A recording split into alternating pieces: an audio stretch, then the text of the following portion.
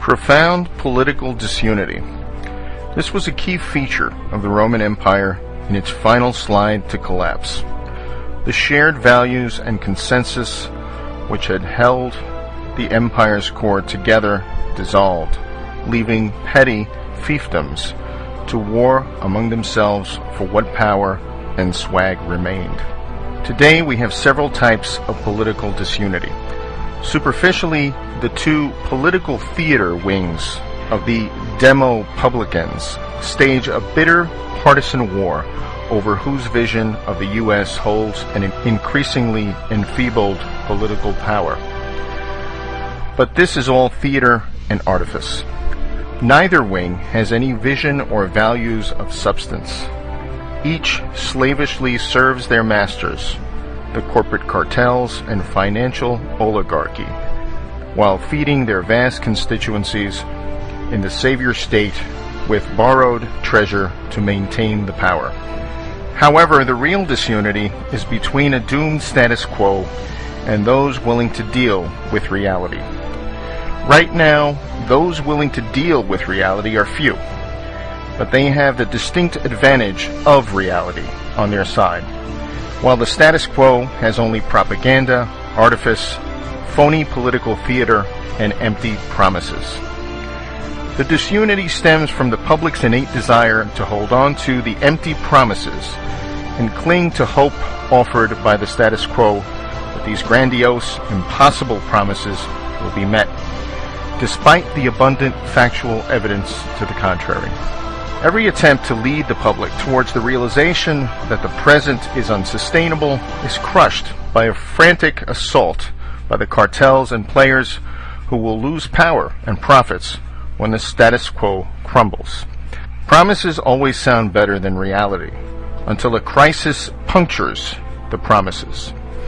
But the anger generated by this deflation of too good to be true promises threatens both rationality and stability. And what of the leadership?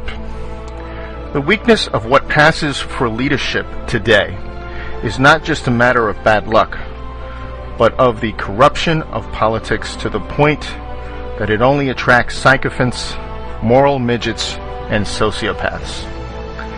It's easy to blame those attracted to the game for this, but the real cause is the American people, who reject honesty in favor of artifice and promises.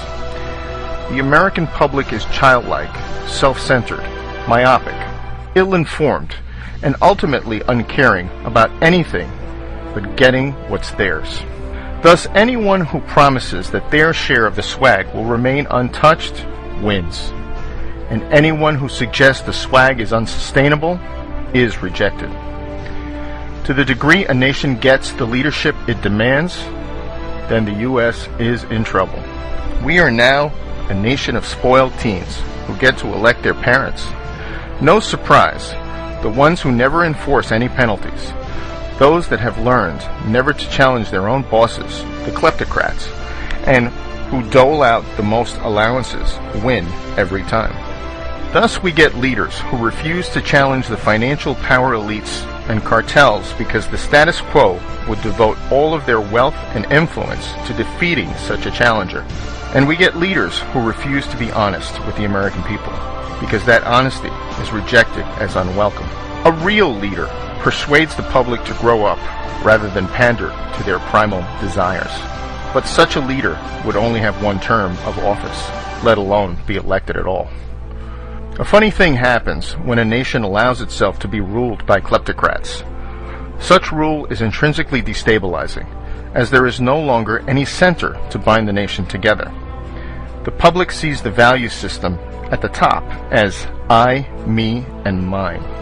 Greed fed by complicity and corruption, and they follow suit by pursuing whatever petty frauds and corruptions are within reach. Tax avoidance, cheating on entrance exams, gaming disability, lying on mortgage and job applications, and so on. Meanwhile, the diverting of national income into a few power centers is also destabilizing. Central planning and market manipulation, as in the formation of bubbles, make things intrinsically unstable, as price can no longer be discovered by unfettered markets. As a result, imbalances grow until some seemingly tiny incident or disruption triggers a cascading collapse. The power elites can't bear to part with any of their power or wealth, so their resistance guarantees systemic collapse. The political leadership cannot challenge the power elite's grip on the nation's throat because the entire status quo has been co-opted or sold out and is now wedded to the oligarchy as their guarantor of financial security. What this leads to is a status quo committed to a sinking ship. The very imbalances created by a financial elite and the enabling central planning doom the system. But since everyone within the status quo depends on it for their own slice of wealth and power, then no one dares speak up in favor of reality. Complicity is the order of the day, but complicity can't stop the ship from sinking. Although it is unpopular to say so, some aspects of our morality in the U.S. have been corrupted as well by a societal desire for wealth and a focus on acquiring it above all things, and by a desire for political power masquerading as morality. Complicity and dependence erode the soul. Political and financial fixes alone can't fix the rot. In a fundamentally corrupt, complicit society, rules and laws are routinely evaded, bypassed, undermined, or simply ignored. Making more rules fixes nothing if the rules are merely for show or only for the bottom 99% of us. The status quo and the public both refuse to deal with the reality and instead cling to the Titanic, demanding magical solutions that will keep the doomed ship from sinking.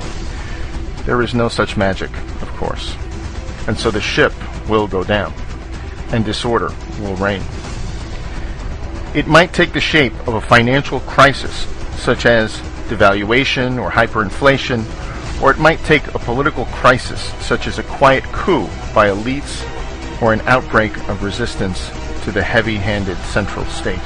At the outer boundaries of such disorder, then the nation could split apart or into permutations of civil war.